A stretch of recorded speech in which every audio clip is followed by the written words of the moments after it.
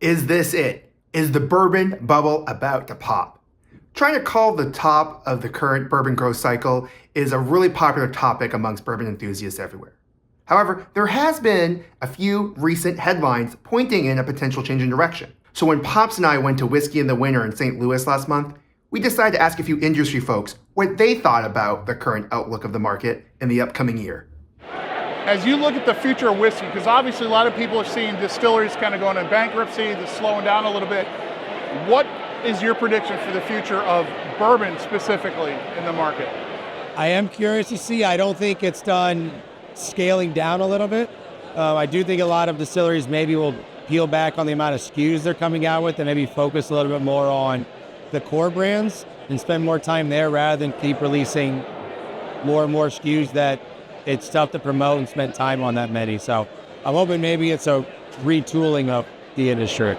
So one of the things that we have always tried to focus on has really been not as much about chasing bottles or getting the latest and greatest thing, but what I kind of call fellowship in the spirit.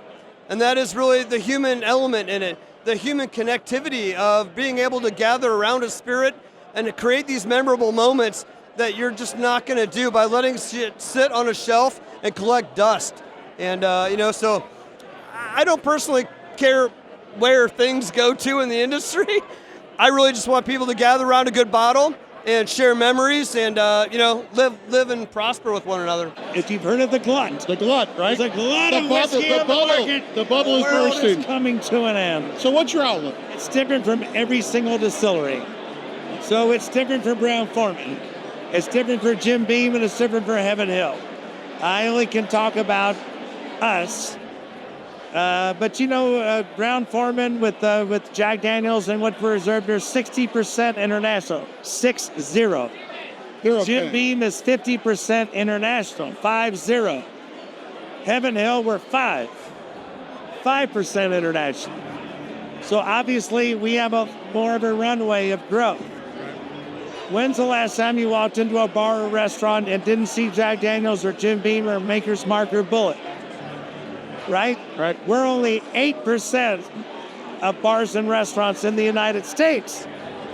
So obviously our opportunities and our challenges are different than our competitors.